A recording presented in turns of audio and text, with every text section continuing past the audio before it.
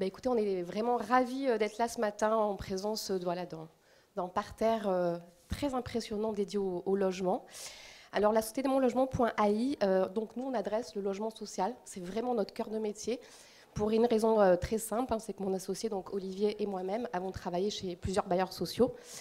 Et voilà. Et aujourd'hui, on développe 3 solutions digitales, des chatbots pour les bailleurs sociaux, prise de rendez-vous en ligne et réhabilitation milieu occupé, le sujet de ce matin.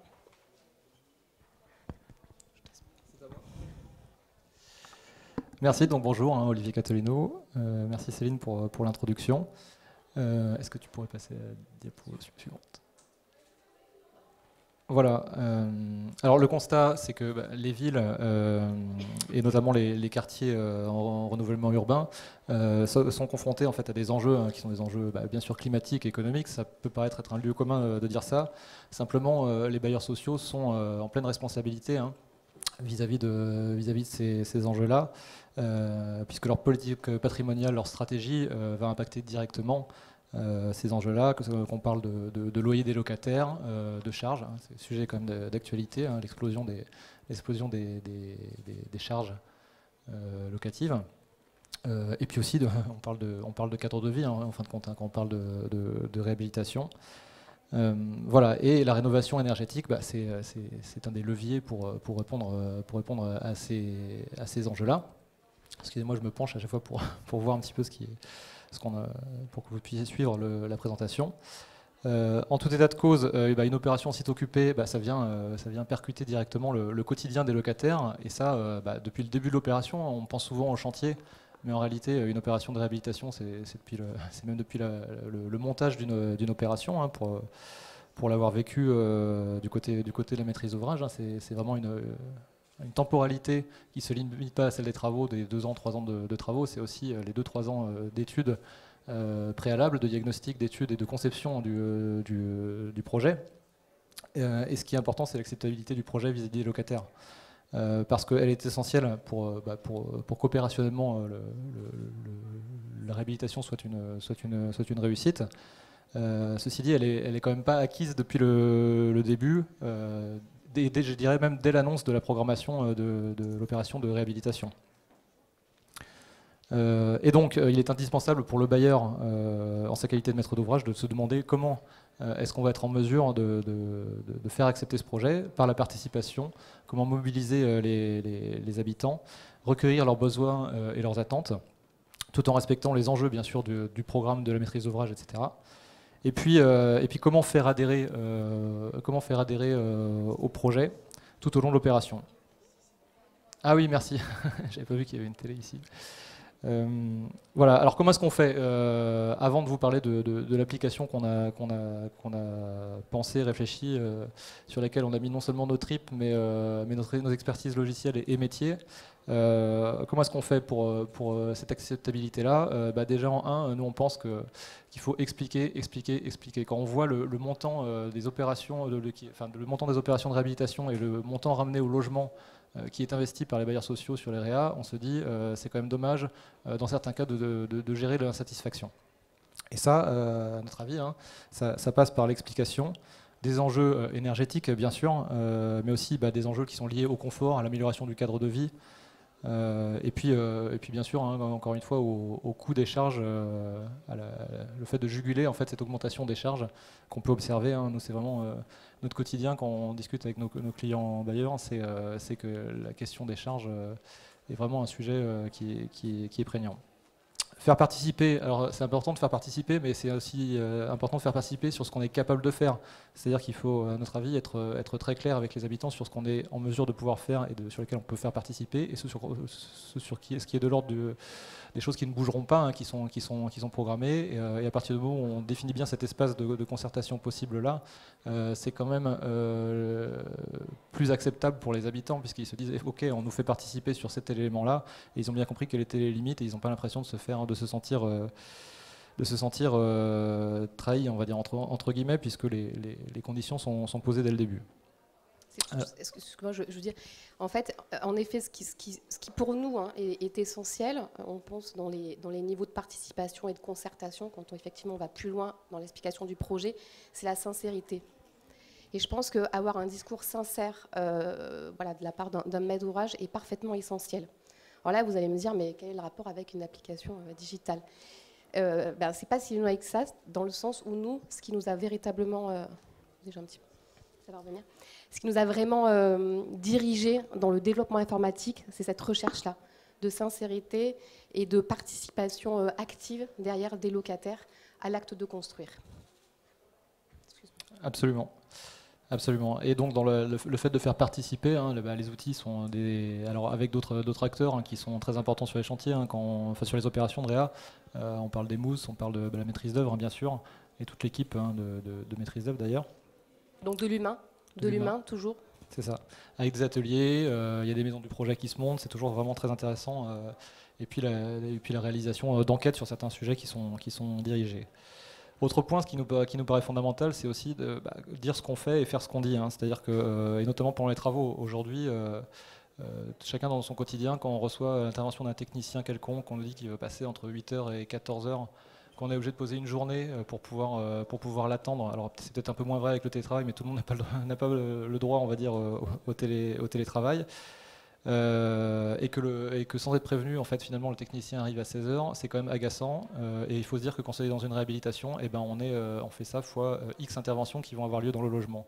Et donc ça, effectivement, c'est quand même le centre des crispations possibles vis-à-vis de ça, et ça vient quand même polluer beaucoup le déroulement d'une opération de Réa.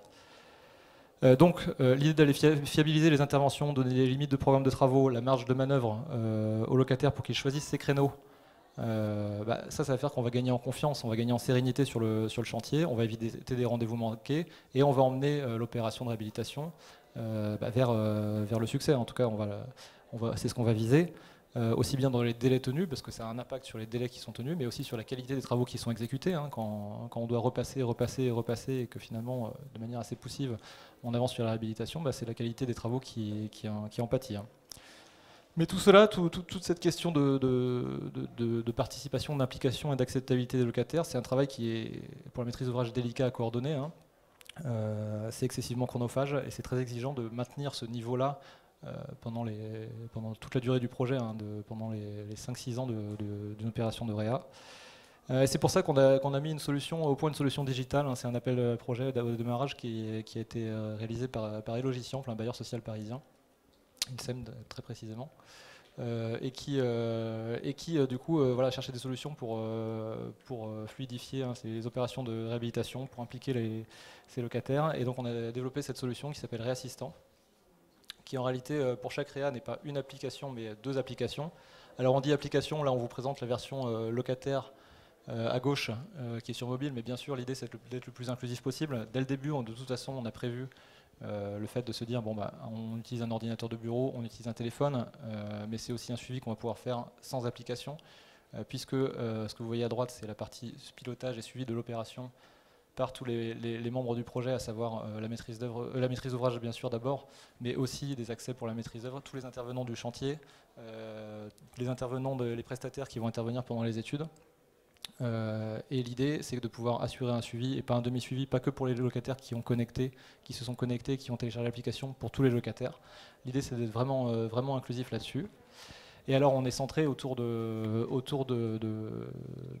quelques grandes fonctionnalités, donc toujours dans l'objectif d'informer tout au long du projet.